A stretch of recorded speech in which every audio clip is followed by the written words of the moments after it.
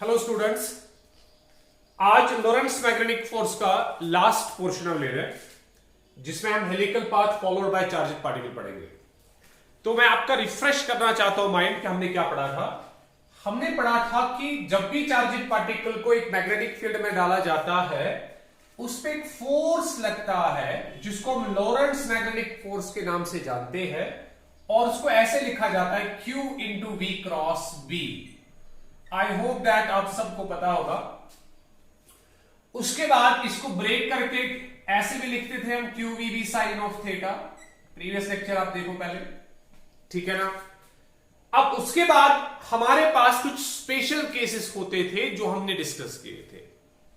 पहला special case हमने discuss ये किया था दैट अगर चार्जेड पार्टिकल को at right angles to the direction of magnetic field intensity डाला जाता है, अगर चार्जेड पार्टिकल को at right angles to the direction of magnetic field intensity चलाया जाता है तब वो एक सर्कुलर पाथ को फॉलो करता है। आपको याद होगा वो एक सर्कुलर पाथ को फॉलो करता है। और कुछ केसेस हमारे पास है जो हम आज देखना चाहेंगे।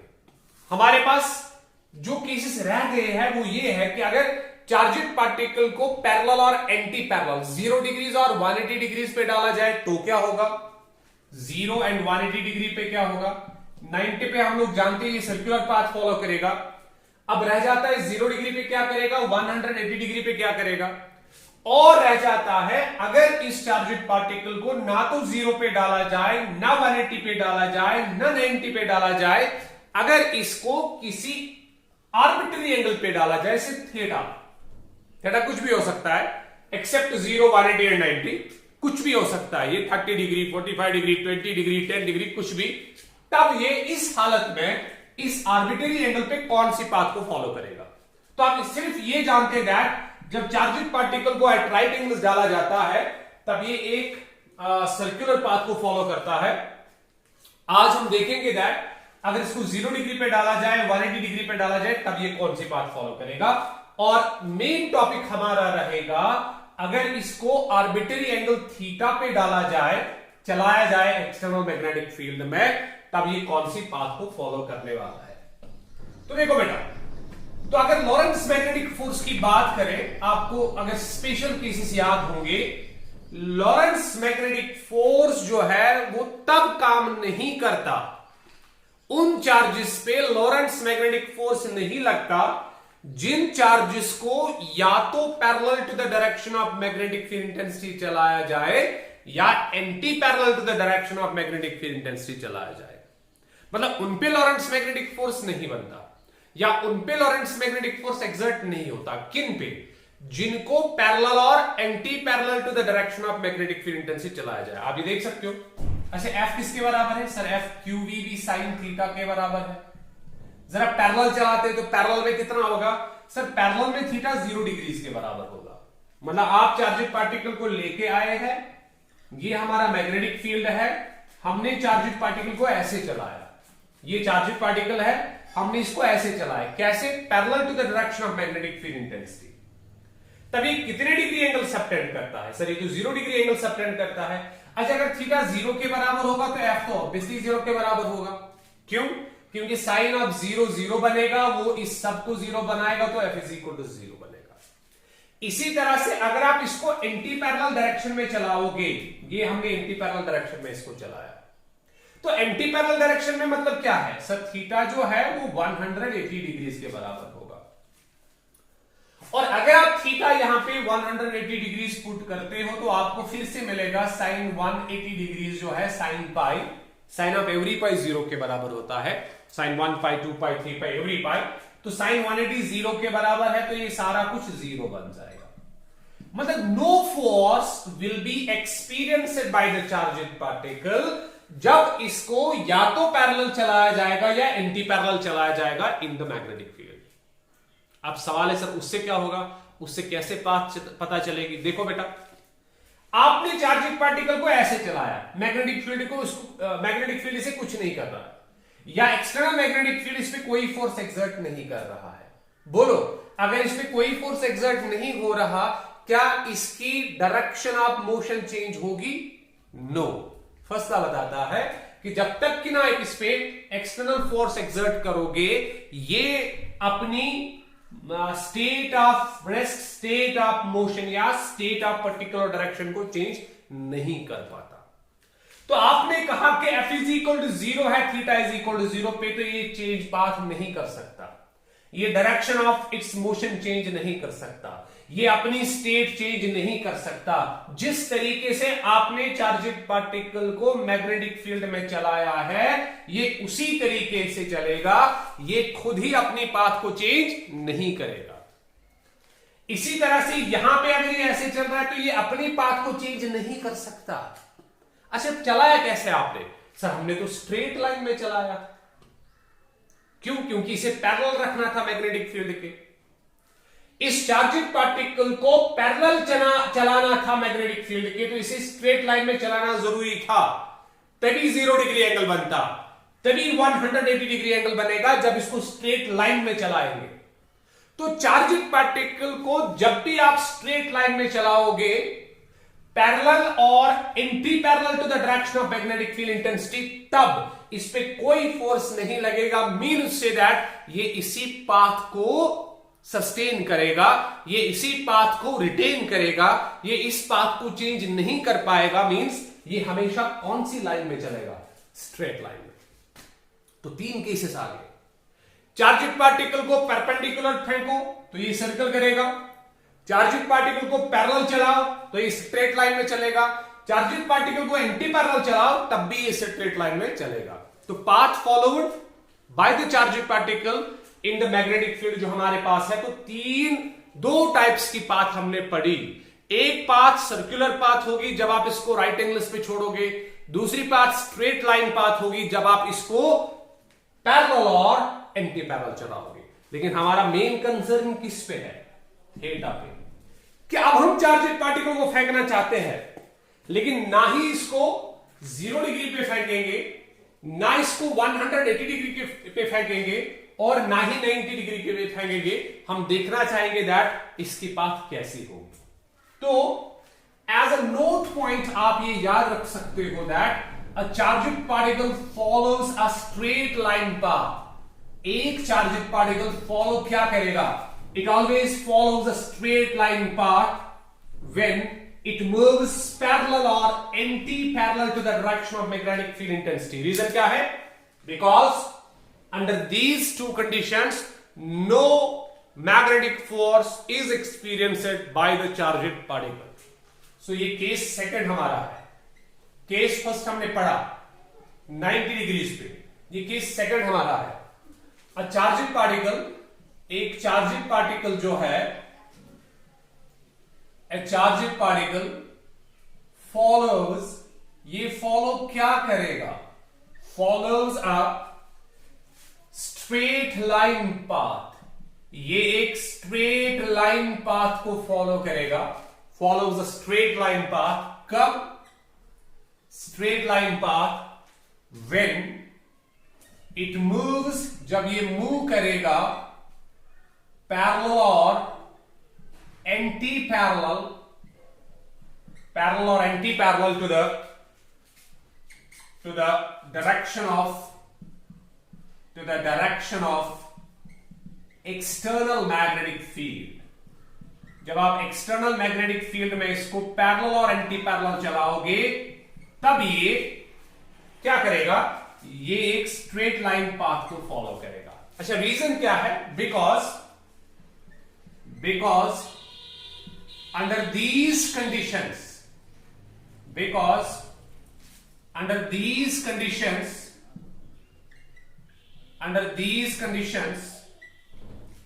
लॉरेंट्ज मैग्नेटिक फोर्स, या मैग्नेटिक फोर्स लिखेंगे हम, magnetic force is not experienced, magnetic force is not experienced by the charged particle,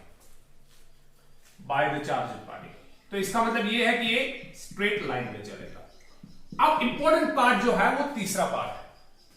तीसरा पार्ट, अगर इसको theta is equal to 0, theta is equal to 90 and 180 पे नहीं चलाएंगे, तब क्या होगा? केस थर्ड हमारा है कि जब चार्जेड पार्टिकल मूव करेगा at an arbitrary angle theta. ठीक है, हम थीटा एंगल पे चार्जेड पार्टिकल को चलाना चाहेंगे। देखो बेटा हम क्या करेंगे, हम अज्यूम करेंगे दैट हमारे पास ये मैग्नेटिक फील्ड की डायरेक्शन है, कुछ ऐसे हम मैग्नेटिक फील्ड बनाएंगे, किसी भी डायरेक्शन में आप बना सकते हो। तो ये मैं मैग्नेटिक फील्ड की डायरेक्शन बना रहा हूं, चूज कर रहा हूं, जैसे मैग्नेटिक फील्ड है, ठीक है ना, ये ऐसे मैग्नेटिक फील्ड है। ठीक, अब इस मैग्नेटिक फील्ड में एक चार्जेड पार्टिकल को मैं चलाना चाहूंगा, लेकिन न 0 डिग्री पे, न 180 डिग्री पे, और ना ही 90 पे। मैं इसको कुछ ऐसे चलाना चाहूंगा। I suppose that charged particle की वेलोसिटी ऐसे है, सच दैट ये इस मैग्नेटिक फील्ड इंटेंसिटी के साथ, एक्सटर्नल मैग्नेटिक फील्ड के साथ थीटा एंगल बनाता है। ठीक है ना, तो ये हमारे पास आर्बिट्री एंगल बना। तो अगर इसको ऐसे फेंकेंगे तो सर्कल बनाएगा, इसको ऐसे चलाएंगे तो स्ट्रेट लाइन पाथ बनाएगा, ऐसे चलाएंगे तो स्ट्रेट लाइन पाथ बनाएगा, ये हम जानते हैं। अब देखो, अब सवाल है सर थीटा एंगल पे ये क्या करेगा। हम इस वेलोसिटी के दो कंपोनेंट्स निकालेंगे थीटा एंगल पे। देखो ये वेलोसिटी अब चार्जेड पार्टिकल है, तो हम इसको रिजॉल्व करेंगे। एक कंपोनेंट इसका इधर से निकलेगा, ये देखो ये एक कंपोनेंट इसका है, और दूसरा कंपोनेंट इधर से निकलेगा। अब ये वाला कंपोनेंट आप लोग जानते हो कि ये कॉस कंपोनेंट होगा, तो v cos थीटा लिखा जाएगा, हॉरिजॉन्टल कंपोनेंट होगा ये, और ये वाला वर्टिकल कंपोनेंट होगा v sin थीटा लिखा जाएगा। ठीक है ना। अब अगर प्रॉपर्ली देखें तो v हमारे पास अब नहीं है, v के बदले में हमारे पास कौन आया सर, एक तो v cos थीटा आया और दूसरा v sin थीटा आया। तो अब हम v को कंसिडर करने वाले नहीं है, v के बदले में हम इफेक्ट इसका देखेंगे और इसका देखेंगे। अब देखो जो v cos थीटा कंपोनेंट है, अगर आप v cos थीटा कंपोनेंट को देखोगे, this is parallel to the direction of applied magnetic field. Magnetic field ऐसे है, v cos थीटा भी इसी डायरेक्शन में है, means v cos theta is parallel to b। लेकिन v sin थीटा जो है, ये वेलोसिटी का कंपोनेंट परपेंडिकुलर टू b है। तो मुझे लगता है कि यहां पे जो पिछले दो केसेस हमने पढ़े हैं, उन दोनों केसेस का कंबाइंड इफेक्ट होगा। ये वाला पैरेलल वाला केस हो जाएगा, क्योंकि यहां पे velocity of charged particle parallel to the magnetic field intensity है। ये वाला परपेंडिकुलर वाला केस हो जाएगा, क्योंकि यहां पे वेलोसिटी ऑफ चार्जेड पार्टिकल जो है perpendicular to the direction of magnetic field intensity है।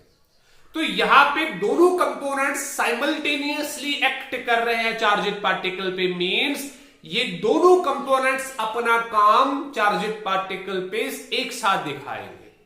अब मुझे बोलो इसका काम क्या है सर? इसका काम ये है कि ये स्ट्रेट लाइन में चलाना चाहेगा, क्योंकि हमने अभी देखा जब velocity of charged particle parallel to the direction of magnetic field intensity होती है, तब ये चार्जेड पार्टिकल को स्ट्रेट लाइन पाथ में चलाने की कोशिश करता है। ठीक है ना। अब और जब ये perpendicular to the direction of magnetic field intensity होती है, तब ये सर्कुलर पाथ फॉलो कराना चाहता है।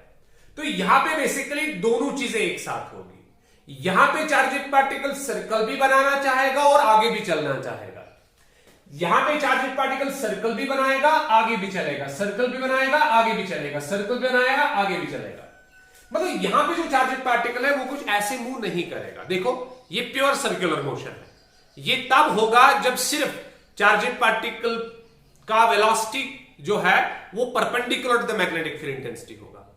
फिर यहां पे क्या होगा, यहां पे जब ये सर्कल बनाएगा, ये सर्कल बनाया, फिर आगे भी चलेगा, सर्कल बनाया, आगे भी चला, सर्कल बनाया, आगे भी चला। आप देखो यहां से अगर सिर्फ ये वाला कंपोनेंट होता तब ये सर्कल ऐसे बनाता है, एक ही जगह पे सर्कल करता। लेकिन अब इसको ये वाला कंपोनेंट भी साथ चाहिए, तो ये वाला कंपोनेंट इसको ट्रांसलेशनल मोशन देगा, इसको स्ट्रेट लाइन में चलाना चाहेगा। ये वाला कंपोनेंट सर्कल कराना चाहेगा, सर्कल आगे, सर्कल स्ट्रेट लाइन, सर्कल आगे, सर्कल आगे। तो इसका मतलब जो पाथ हमारे पास बनेगी वो पाथ कुछ ऐसे होगी, सर्कल, उसके बाद ये सर्कल आगे भी चलेगा। देखो ये ऐसे ऐसे ऐसे ऐसे। This path is basically called as helical path. इसको हम हेलिकल पाथ का नाम देते हैं। तो इसका मतलब ये है जब चार्जेड पार्टिकल के पास कंबाइंड इफेक्ट होगा, एक तो पैरेलल कंपोनेंट का और परपेंडिकुलर कंपोनेंट का, या चार्जेड पार्टिकल को जब भी at arbitrary angle theta magnetic field में चलाया जाएगा, तब ये जो है एक हेलिकल पाथ को फॉलो करेगा, और उस हेलिकल पाथ में क्या होगा, सर्कुलर मोशन भी होगी और ट्रांसलेशनल मोशन भी होगी। ये सर्कल भी करेगा और लीनियरली आगे भी चलेगा। तो इसका मतलब ये है कि इसकी पाथ जो है वो कुछ ऐसे होगी। देखो इसकी पाथ कुछ ऐसे होगी, ये पाथ ऐसे बनाएगा, ये इधर, फिर ऐसे, फिर ऐसे, फिर ऐसे, फिर ऐसे। तो हमें पता चला ट्रैजेक्टरी कैसी होगी इसकी। The trajectory of the charged particle will be of helical shape. ये हेलिकल शेप की ट्रैजेक्टरी होगी कब, जब इसको एक आर्बिट्री एंगल थीटा पे चलाया जाएगा with the direction of magnetic field intensity. हाँ अब देखो बेटा, अब हमें कैलकुलेशन पार्ट पे जाना है। आपने अगर पिछला वीडियो देखा होगा, इससे पहले के वीडियो में हमने कैलकुलेट किया था टाइम पीरियड, उससे पहले के वीडियो में हमने कैलकुलेट किया था रेडियस ऑफ सर्कुलर पाथ, ठीक है ना, वो हम यहां पे कैलकुलेट कराना चाहेंगे। अब देखो बेटा, जब पार्टिकल सर्कल में चलेगा, तो आपको याद होगा अगर आपने पिछले वीडियोस देखे होंगे, जब पार्टिकल सर्कल में चलेगा तो सर्कल में चलने का मतलब यह है कि हमारा जो लोरेंट्ज मैग्नेटिक फोर्स चार्जेड पार्टिकल पे लग रहा है वो बेसिकली सेंट्रिपेटल फोर्स को बनाता है, या उसने सेंट्रिपेटल फोर्स का काम किया है। जो लोरेंट्ज मैग्नेटिक फोर्स चार्जेड पार्टिकल पे लगा, मैग्नेटिक फील्ड ने चार्जेड पार्टिकल पे फोर्स लगाया, उस फोर्स की वजह से इसने इसको मजबूर किया किस में चलने के लिए, सर्कल में चलने के लिए। तब इसका मतलब यह है कि जो लोरेंट्ज मैग्नेटिक फोर्स चार्जेड पार्टिकल पे लगा होगा, उसने बेसिकली किसका काम किया होगा सर, उसने सेंट्रिपेटल फोर्स का काम किया होगा। अब देखो, अच्छा लोरेंट्ज मैग्नेटिक फोर्स किसके बराबर होता है सर, लोरेंट्ज मैग्नेटिक फोर्स तो Q VB sin थीटा के बराबर होता है, ये तो हम जानते हैं, है कि नहीं। अच्छा सेंट्रिपेटल फोर्स किसके बराबर होता है सर, सेंट्रिपेटल फोर्स mv²r के बराबर होता है। देखो ये रिलेशन हम इधर सेट करना चाहेंगे। अगर मैं इस v को रिप्लेस करूं, इस v को किससे, v sin थीटा से, तभी तो ये रिलेशन होल्ड होगी सर। क्यों, क्योंकि हमने क्या कहा, हमारा लोरेंट्ज मैग्नेटिक फोर्स सेंट्रिपेटल फोर्स के बराबर है। ये कब इसके बराबर होगा, जब पार्टिकल को सर्कल करना है। अच्छा सर्कल किसकी वजह से वो करेगा, v cos थीटा की v sin थीटा की वजह से। सर वो तो सर्कल इसकी वजह से करेगा, किसकी वजह से, v sin थीटा की वजह से करेगा, है कि नहीं। तो अगर मैं इस v को रिप्लेस करूं बेटा v sin थीटा से, ठीक है ना, तब ये ऑटोमेटिकली यहां पे 90 बन जाएगा। सर कैसे बनेगा 90, ये तो समझ नहीं आया कि 90 कैसे बनेगा। अरे हमने b को कंसिडर किया, ठीक है ना, हमने v को कंसिडर नहीं किया, हमने किसको कंसिडर किया, v sin थीटा को कंसिडर किया।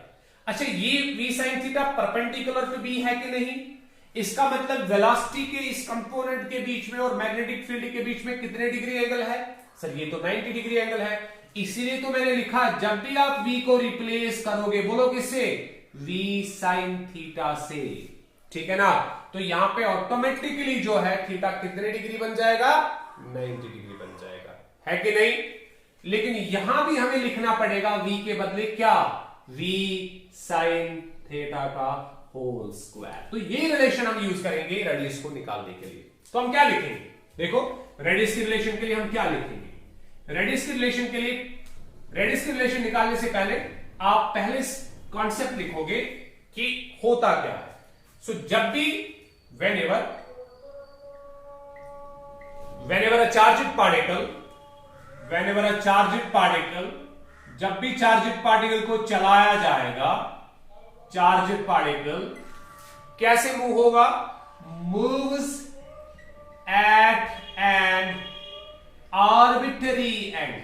जब ये आर्बिट्री एंगल पे मूव करेगा, किसके साथ, with the direction of magnetic field intensity, with the direction of magnetic field intensity, direction of magnetic field intensity magnetic field intensity, ये क्या करेगा बेटा, इट फॉलोस, ये फॉलो करेगा, it follows a helical path, ये एक हेलिकल पाथ फॉलो करेगा under the combined effect of, under the combined effect of, किस किस का कंबाइंड इफेक्ट होगा, कंबाइंड इफेक्ट ऑफ, बोलो बोलो किसका, combined effect of V sin theta and V cos theta, combined effect of horizontal and vertical components, horizontal and vertical components of velocity, vertical components of velocity, ये helical path बनाएगा, ठीक है ना। अब हमें इस हेलिकल पाथ की radius चाहिए और टाइम पीरियड चाहिए। जिस तरह से हमने टाइम पीरियड निकाला था सर्कुलर पाथ का, रेडियस निकाली थी सर्कुलर पाथ की, उसी तरह से इस हेलिकल पाथ में हमें तीन चीजें चाहिए। एक हमें टाइम पीरियड चाहिए, दूसरा रेडियस चाहिए और तीसरा हमें पिच चाहिए। ये तीन चीजें हमें हेलिकल पाथ में डिफाइन करनी है। One, radius of the helical path, एक तो हेलिकल पाथ का रेडियस चाहिए, दूसरा time period of the helical path कि इसको कितना टाइम लगेगा एक सर्कल कंप्लीट करने में। इधर एक सर्कल बना, फिर दूसरा सर्कल बना, फिर तीसरा सर्कल बना, और हमें तीसरा और एक पॉइंट चाहिए जो हम यहां पे डिफाइन करेंगे हमेशा हेलिकल पाथ में। वही हमें पूछा भी जाता है, what is the pitch of the helical path, helical path की पिच कितनी है। तो हम कुछ ऐसे चलेंगे, देखो रेडियस को निकालने के लिए हम क्या करेंगे, रेडियस को निकालने के लिए कुछ ऐसे करेंगे कि लॉरेंट्ज मैग्नेटिक फोर्स जो है due to V sin theta must provide necessary centripetal force.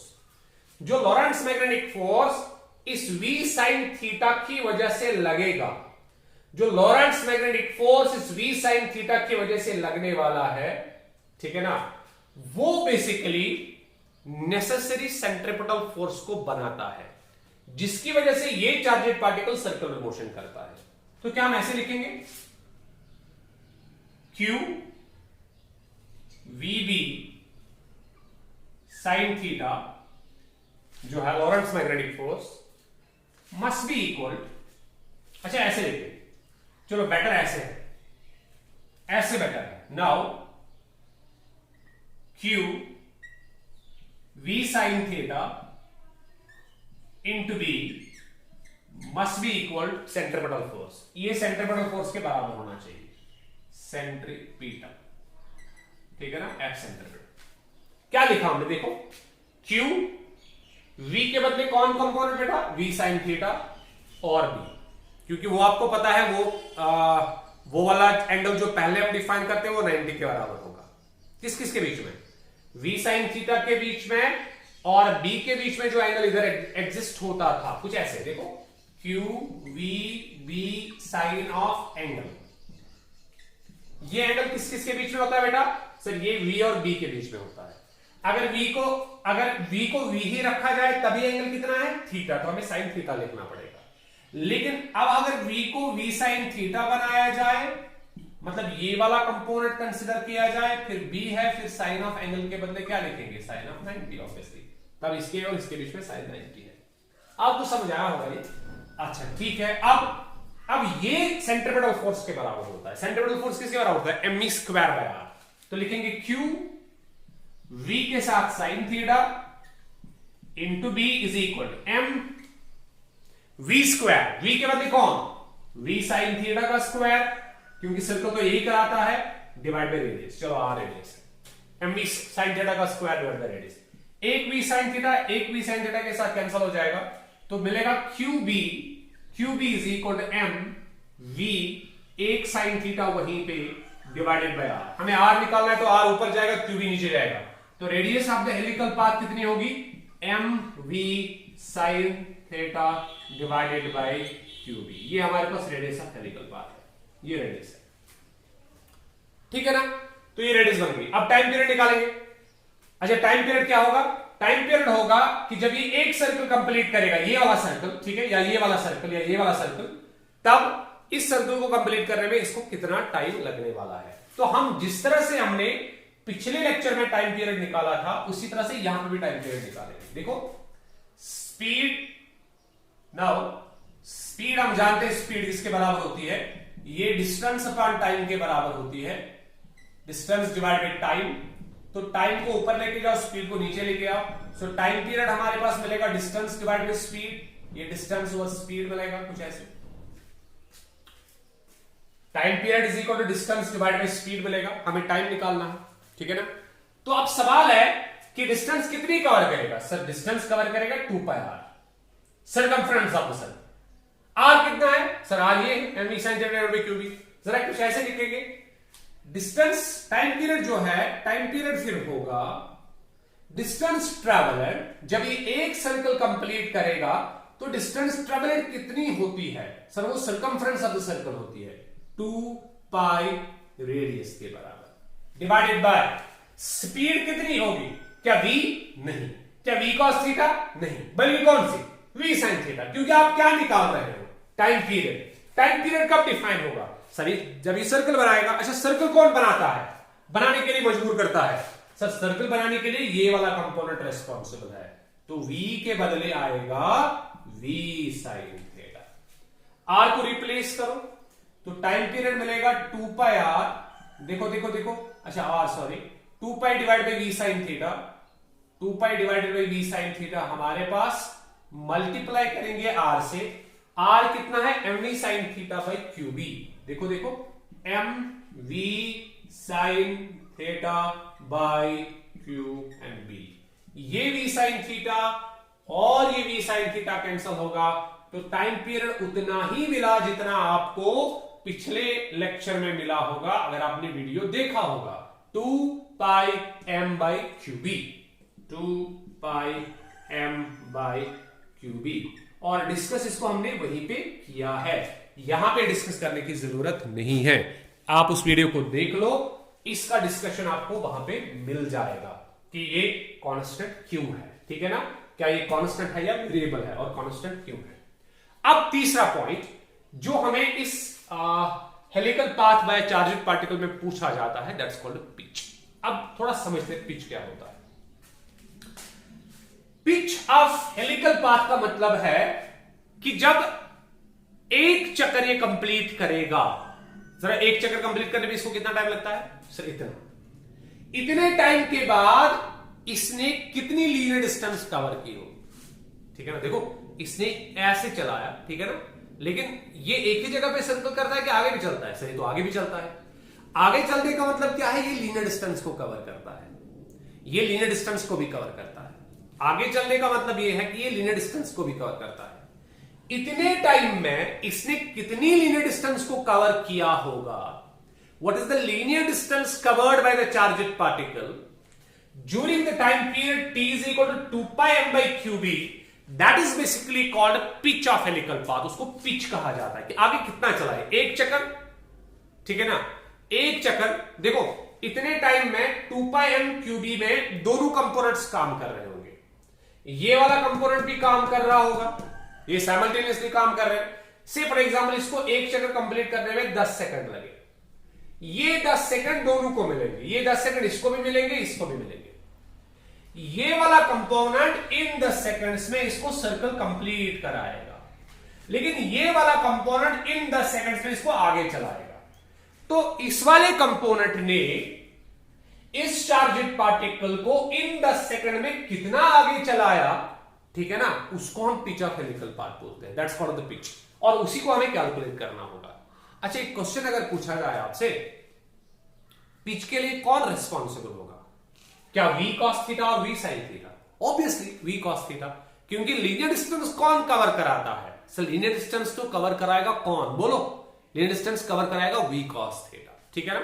तो अगर हम पिच कैलकुलेट करेंगे, पिच का मतलब होगा कि कितनी डिस्टेंस इसने ट्रेवल की इतने टाइम में, कितनी डिस्टेंस इसने ट्रेवल की इतने टाइम में, कितनी डिस्टेंस इसने ट्रेवल की इतने टाइम में इस वेलोसिटी से, हाँ, कितनी डिस्टेंस इसने ट्रेवल की इतने टाइम में इस वेलोसिटी से, वो पिच डिफाइन करेगा। सर अब तो ये आसान है, अगर आप ऐसे बोलोगे दैट इसने कितनी डिस्टेंस ट्रेवल की ठीक है ना। इतने टाइम में इस वेलोसिटी से, क्योंकि यही तो आगे चलाएगा, इसने कितनी डिस्टेंस ट्रेवल की, इसने कितनी डिस्टेंस ट्रेवल की इतने टाइम में इस वेलोसिटी से, तो हम यहां फिर जाएंगे। स्पीड या velocity, speed is equal to distance upon time, distance divide by time. अब अगर डिस्टेंस हम कैलकुलेट करेंगे वही पिच होगा। इसने कितनी डिस्टेंस ट्रेवल की, टाइम मल्टीप्लाइड बाय स्पीड या स्पीड इनटू टाइम। देखो देखो देखो देखो, इसने कितनी डिस्टेंस कवर की इतने टाइम में इस स्पीड से, इस वेलोसिटी से। तो डिस्टेंस पिच होगा, pitch is equal to time की वैल्यू ये होगी, टाइम पीरियड, स्पीड की वैल्यू v cos थीटा होगी। So v cos theta multiplied by capital T। तो हम इसको पिच को ऐसे भी लिख सकते हैं, pitch is equal v cos theta multiplied bye t की वैल्यू सब्स्टिट्यूट करो 2 पाई m by qb। सर से ये 2 पाई m by qb है, ठीक है। तो देयरफॉर ये पिच होगा जो आप कैलकुलेट कर सकते हो, ये पिच का वैल्यू होगा, दिस द पिच। ये सो देखो पिच क्या होता है, pitch is the linear distance travelled, linear distance travelled, कौन ट्रेवल करेगा, बाय द चार्ज पार्टिकल। हाँ, चार्ज पार्टिकल ट्रेवल करेगा by the charge particle in one circular motion या इन टाइम पीरियड t। अब मैं लिखूंगा इन वन सर्कुलर मोशन गलत हो जाएगा, इन टाइम पीरियड लिखेंगे, इन टाइम पीरियड t, इन वो ज्यादा बेटर रहेगा, टाइम पीरियड t, ठीक है ना। हेलिकल पाथ का एक सर्किल कंप्लीट करने में ये कितना आगे चलेगा, लीनियर डिस्टेंस कवर करेगा, उसको हम पिच के नाम से जानते हैं। आपको इसमें ज्यादा न्यूमेरिकल्स नहीं पूछे जाते हैं, अगर पूछे भी जाएंगे वो बहुत सिंपल से न्यूमेरिकल्स होते हैं, मतलब उनमें सिंपली आपको पैरामीटर्स दिए जाते हैं, उनको सिर्फ सब्स्टिट्यूशन करना पड़ता है। मैंने एक न्यूमेरिकल चूज किया है यहाँ पे, ठीक है ना, जिसमें मुझे लगता है कि थोड़ा सा आपको कॉन्सेप्ट होना चाहिए, बाकी आप सारे न्यूमेरिकल्स कर सकते हो, इस पे ज्यादा न्यूमेरिकल्स नहीं पूछे जाते हैं। A charged particle of velocity v is equal to 3i plus 4j is projected in a magnetic field of intensity v is equal to 5i, ठीक है ना। What is the trajectory of charged particle and radius of the pitch? Radius and pitch, ये तीन चीजें हमें निकालनी है। What is the trajectory of charged particle? charged particle की trajectory निकालनी है, radius निकालना है और pitch निकालना है। बहुत सिंपल सा सोल्यूशन है। देखो बेटा, हमें बेसिकली मैग्नेटिक फील्ड दिया हुआ है अलोंग एक्स एक्सिस, ये 5i मींस कहां से, एक्स एक्सिस से। इसका मतलब हमें जो मैग्नेटिक फील्ड दिया हुआ है वो कुछ ऐसा है, ये हमारा मैग्नेटिक फील्ड है, ये 5i का मैग्नेटिक फील्ड इधर दिया हुआ है, b दिया हुआ है। अब इस पे चार्जड पार्टिकल की वेलोसिटी 3i plus 4j दी हुई है, मतलब 3i plus 4j का मतलब ये है कि इसका एक कंपोनेंट एक्स एक्सिस पे 3i मतलब 3 है और y एक्सिस पे 4 है, वही हो गया 3i plus 4j, ये है 3i plus 4j, ठीक है ना। ये दोनों चीजें दी हुई है। तो ये बेसिकली डिफाइन किसको करेगा सर, ये तो परपेंडिकुलर कंपोनेंट होगा इसका और ये इसका पैरेलल कंपोनेंट होगा। सर ये तो वही सवाल है जो हमने अभी पढ़ा था कि यहां पे दोनों का कंबाइंड इफेक्ट होगा, एक तो पैरेलल कंपोनेंट का भी इफेक्ट होगा और परपेंडिकुलर कंपोनेंट का भी इफेक्ट होगा। और हम जानते हैं जब दोनों साइमल्टेनियसली एक्ट करेंगे चार्जेड पार्टिकल पे तो ट्रैजेक्टरी हम जानते हैं। सर यहां पे तो हेलिकल पाथ बनेगी, हाँ यहां पे हेलिकल पाथ बनेगी, तो ट्रैजेक्टरी का कॉन्सेप्ट तो हो गया, ठीक है ना। ये 3 है, ये 4 है, तो ट्रैजेक्टरी हेलिकल होगी। अब रेडियस निकालनी और पिच निकालना। अच्छा रेडियस अभी हमने रिलेशन निकाली थी, radius is equal to M V sine theta by QB, ये रेडियस हमने निकाली थी। अच्छा मुझे बताओ वी साइन थीटा कौन सा कंपोनेंट होता है, यहां से कौन होता है सर, यहां से वी कॉस थीटा होता है, वो कितना है सर, वो तो 3 है। यहां से कौन होता है सर, वी साइन थीटा, वो कितना दिया हुआ है सर, वो तो 4 दिया हुआ है। मतलब वेरी सिंपल है, आर जो है वो होगा एम, एम हमें नहीं दिया हुआ, चार्ज पार्टिकल का डिस्क्रिप्शन नहीं दिया हुआ है। इलेक्ट्रॉन दिया होता तो उसका मास पता था, उसका चार्ज पता था, प्रोटॉन दिया होता तो उसका मास चार्ज पता था, तो इसका डिस्क्रिप्शन आपको दिया होगा, ये हमें नहीं चाहिए। तो एम वी साइन थीटा के बदले में 4 आएगा, सो मल्टीप्लाइड बाई 4। Q हमको नहीं पता अभी, तो B आपको दिया हुआ है 5, तो B 5 दिया हुआ है, I नहीं लेना है, डायरेक्शन है, तो R आपको 4m/5 क्यूब मिलेगा। ये रेडियस मिल गई, बस और क्या था। अच्छा सर पिच आपको याद होगा, पिच किसके बराबर होता है? हाँ पिच हमने निकाला था अभी, बोलो पिच किसके बराबर होता है? सर पिच होता है linear distance travelled multiplied by time period, v cos theta multiplied by t, अगर आपको याद होगा। सर v cos थीटा तो हम जानते हैं वो 3 के बराबर है, तो 3। सर टाइम पीरियड तो पता ही नहीं है। अच्छा टाइम पीरियड की रिलेशन हम पहले निकालेंगे। टाइम पीरियड होता है 2 पाई m/qb, अभी निकाला हमने। या m हमें नहीं चाहिए, b नहीं चाहिए तो q नहीं चाहिए तो b दिया हुआ है 2 पाई m/5q। ये हमारे पास टाइम पीरियड है, इसको उठा के इधर रख दो तो आंसर आ जाएगा। तो पिच हमें मिलेगा, पिच इज इक्वल टू, हाँ क्या है पिच बोलो, v cos थीटा के बदले 3 2 हो गया 6, 3 मल्टीप्लाइड बाई 2 पाई m/5q बनेगा 6 पाई m/5q, ये आंसर होगा। 3 2 6 पाई m/5q, ये आंसर होगा। तो बहुत सिंपल से क्वेश्चन है, आप किसी भी बुक को उठा के इसके कुछ क्वेश्चंस कर सकते हो, उतने इसमें कॉन्सेप्ट नहीं है, ठीक है। आपको सिंपल से क्वेश्चन दिया जाएगा, उसमें पैरामीटर्स दिए होंगे, इस रिलेशन को याद रखना है, इसमें यूज करना है, बस हो गया। तो ये हमारे पास लोरेंट्ज मैग्नेटिक फोर्स का जो लेक्चर है, कंप्लीट लेक्चर है, वो खत्म हो गया।